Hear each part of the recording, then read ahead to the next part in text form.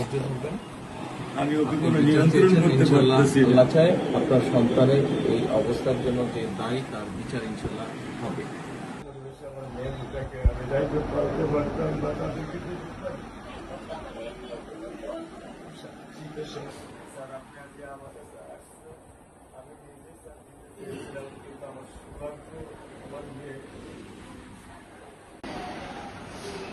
আপনি স্যার বিশ্বাস করবেন না, আমার স্যার ৫৫ বছর বয়স, আপনি মনে করতে পারছেন শেরপুরে লীগের একজন নেতার একটা বাচ্চাও স্যার মারা গিয়েছিলেন। আপনার মনে হয় স্যার হয়তো তোমার স্মরণ আছে। ভালোবাসা আর ঋণের কাছে স্যার আমরা ঋণী,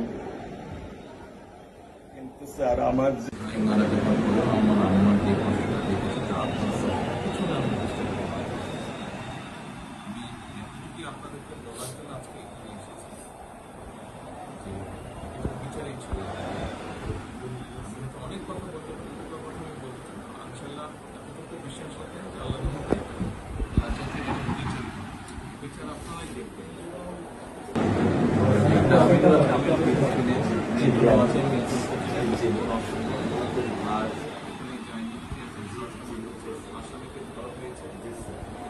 ব্যবস্থা করা হচ্ছে, এরপরে বিচার ইনশাল্লাহ আইন উনিও কন্যা সন্তান, আমিও কন্যা সন্তান, উনিও কন্যা সন্তান। কাজে আমরা জানি কন্যা সন্তানের কষ্টটা আমরা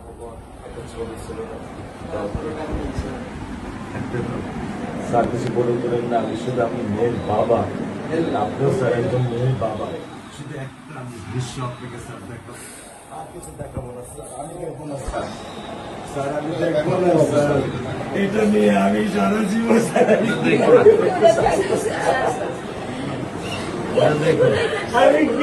দেবেন সারা জীবনে দৃশ্য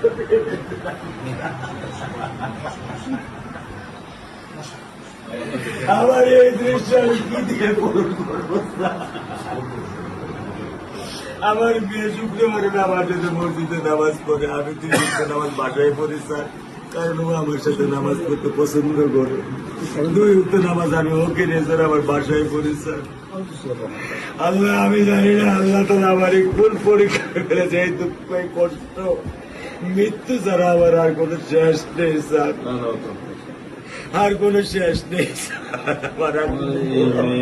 আপনার দায়িত্ব মানে প্রধানমন্ত্রী নেবে, আমাদেরকে তো আপনাদেরকে শক্ত হতে হবে না, আপনার তো বড় মেয়েটা রয়ে গেছে, এখন তো ওর জন্য আপনাদেরকে শক্ত থাকতে হবে। স্যার সত্য কথা, আমি যখন ওকে ভ্যানে পাঠাই আমি খুব বল পাই, আমি কালকেও বলে দিছি যে আমি আর ভ্যানে দিব না, তুমি প্রতিদিন ওকে রিস্কায় নিয়ে যাবা, রিস্কায় করে নিয়ে আসবা।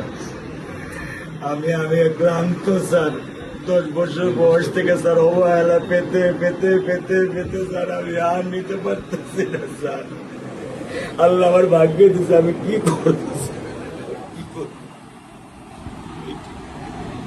ব্যবস্থা মানে বলেছেন মেয়ের লেখাপড়া হবে, ধৈর্য ধরো, ইনশাল্লাহ বিচার তুমি খুব সংক্ষিপ্ত সময়, কারণ ইত্যাদি বেশি বলতে পারবো না, কারণ আদালতের বিষয় তো। আমরা চার্জশিট দেবো ইনশাল্লাহ এই 24 ঘন্টার মধ্যে। আমি সত্য কথা বলি,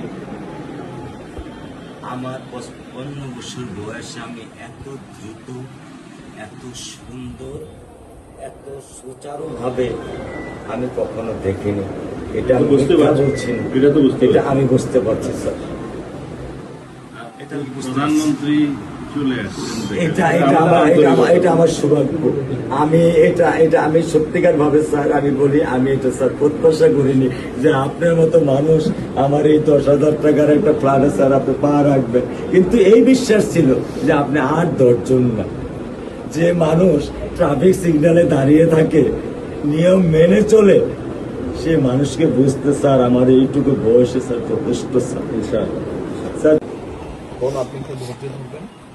আমি ওকে কোনো নিয়ন্ত্রণ করতে পারতেছি না। আল্লাহ চায় আপনার সন্তানের এই অবস্থার জন্য যে দায়ী তার বিচার ইনশাল্লাহ হবে, সেটা শীঘ্রই হবে।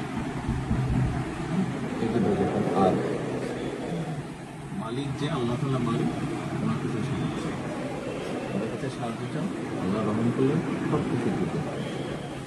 মানুষ হিসাবে আমাদের যেটা করার আমরা স্যার মিরপুর 10 নম্বর আইডিয়াল স্কুলে ক্লাস 9-এ পড়েছে। টোটাল ওগুলা নিয়ে চিন্তা করবেন না, ওগুলা ইনশাল্লাহ ব্যবস্থা। আপনি যখন যেহেতু বলেছেন, আপনি আপনার কষ্টের কথা বলেছেন, সেই ব্যাপারে আমরা যেটা আমাদের পক্ষে সম্ভব ইনশাল্লাহ করব। আপনি কিছু বলবেন? বোন?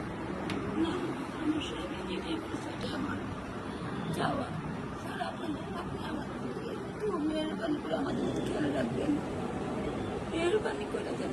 আমরা প্রথমে সবচেয়ে আগে যেটা এই মুহূর্তে আমরা করতে চাই সেটা হচ্ছে যে এই অন্যায়ের সাথে যে জড়িত তার বিচার আমরা আগে করতে চাই, তার বিচারের ব্যবস্থা আমরা আগে করতে চাই, এইটা আমরা আগে প্রথমে করতে চাই। আপনাদেরকে শক্ত থাকতে হবে, ধৈর্য দিতে হবে, ওর দিকে তাকিয়ে শক্ত থাকতে হবে। এক সন্তান আল্লাহ নিয়ে গেছে, আরেক সন্তান আপনার কাছে আছে, ওর কথা মনে করে আপনাদেরকে শক্ত থাকতে হবে, ওর দিকে তাকিয়ে। ঠিক আছে?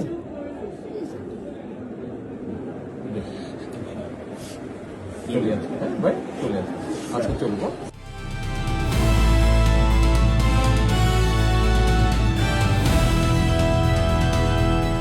দিনাজপুর টিভি, মানুষের জীবনের কথা বলে।